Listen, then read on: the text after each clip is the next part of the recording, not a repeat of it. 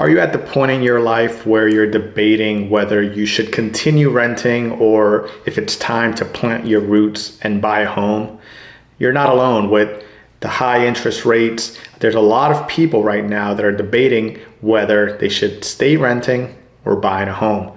So in this video, I'm going to break down the age-old dilemma. What is better?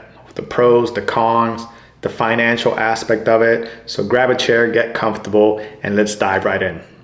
Hey there, my name is Emmanuel Vasquez. I am a real estate agent here in sunny South Florida. And in our channel, we love to discuss real estate. We love to discuss South Florida and the areas where we operate, which is Palm Beach County, Boca Raton, Delray Beach. And we like to bring you as much value, not just real estate, but also things to do in the area. But today, for the purposes of this video, we're going to be talking about renting versus buying. This is going to be part one of a 2-video series about what's best, renting or buying. So let's get started. Let's jump right in. And my number one pro about renting is going to be upfront cost.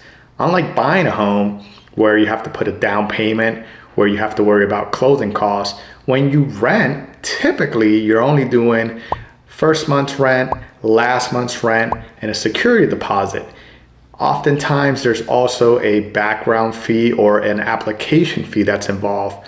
But overall, that's about it. You're not having to, chuck down 5, 10, 20% towards a down payment, and your overall costs are gonna be less. Next up on my list of pros in renting a home, it's going to be property taxes and homeowners insurance. When you're renting a house, you don't have to worry about paying property taxes, and you also don't have to worry about paying homeowners insurance. This could add up to thousands of dollars every single year. Now, you typically do have to carry renter's insurance at the minimum that will cover all of your valuables inside the home. But that's not as expensive. That's only a couple $100 per year. So when you're weighing the difference between homeowners insurance and property taxes versus renter's insurance, you can easily see that renter's insurance is going to be substantially lower when you're renting. The next pro on my list is going to be maintenance costs. So the luxury of renting a home is that it's not yours. And when something breaks, you don't have to fix it. You just call the landlord, they come, they take care of it, and that's it. Versus when you own a home, you're responsible for that. If your dishwasher breaks or if the roof leaks, you have to fix it. So renting the home, one of the biggest differences in renting is the lower maintenance costs, where you're not going to be responsible when major things happen. Another pro on my list is going to be flexibility. If you're someone that doesn't want to be tied down for too long, renting is going to be a great option. You're going to have the ability to rent for 1 year. Sometimes you may be able to do short-term rentals for 6 or 9 months. But the idea is that you're not going to be tied down to one location for the next 15, 20, 30 years, right? So if you're someone that is relocating into the area, maybe you transferred for work and you don't know the neighborhoods, you don't know the areas, then renting at the minimum for 1 year will give you the opportunity to learn the areas, learn the neighborhoods. That way you can make a decision if this is an area where you want to be in.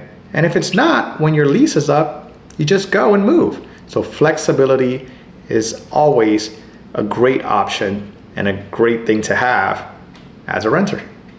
Now, the last thing on my pros is going to be amenities. Now, believe it or not, most rental communities and even private residences that you rent will have some type of amenity, whether it's something like a pool or a clubhouse where you can do events, birthday parties, things like that, or a playground for your children, or even a gym. Amenities are more and more common in the rental communities, and it is one of the big reasons why people prefer to just rent and not have to pay any additional fees for these amenities. So if you appreciate that, amenities is definitely a huge positive when renting.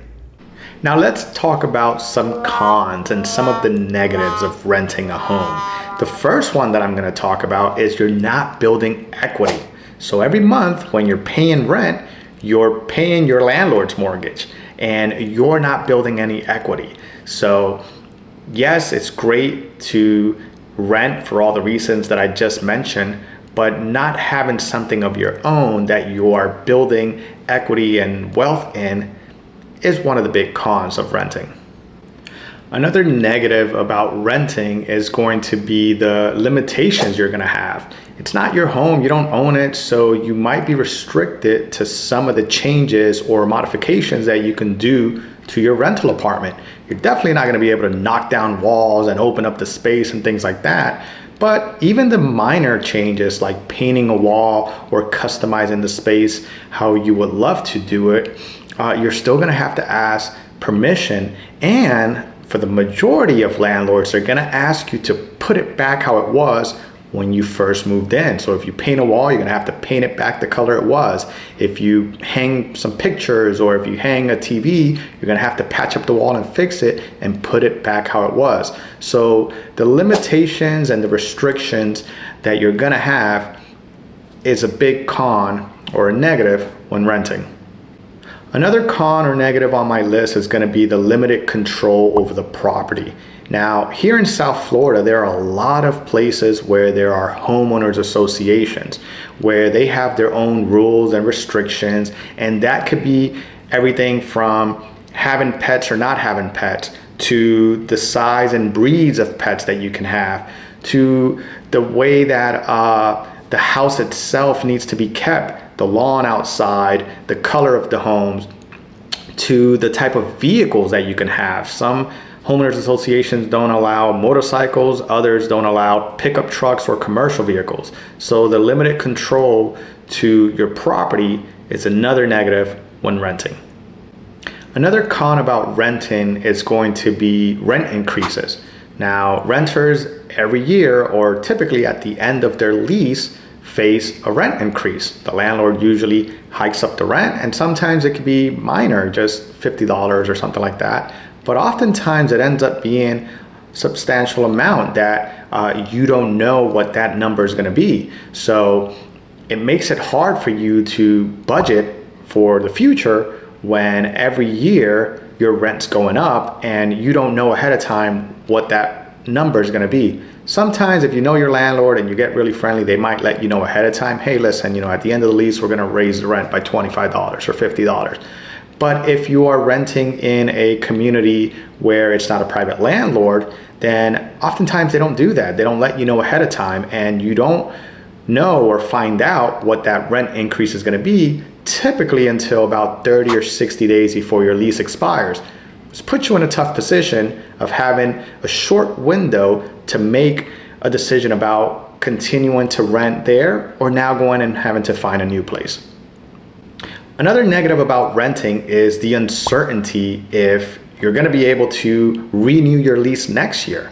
So again, you don't own this home, and if the owner decides, you know what, I don't want to continue renting and I just want to sell this property, that puts you in a predicament where now you have to find a new place to go if the new owner doesn't want to keep you on as a tenant. So again, the uncertainty of not knowing what that landlord's going to do at any given moment is another major con of renting. Now, renting may seem like the less expensive option in most regions throughout the United States, and in the short term, it will provide you that flexibility.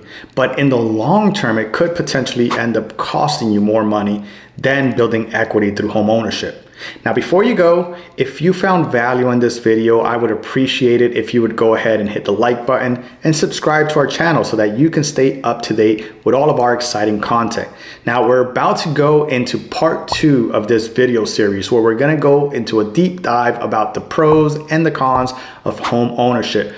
But before we get there, if you would like to reach out to us and need help renting or buying in the South Florida market, all of our contact information is going to be in the description below. We help people just like you every single day, every single month that are looking to relocate to South Florida. And all you have to do is reach out to us any way you can, whether it's text, a private message, an email, or a phone call, and we'll be happy to help.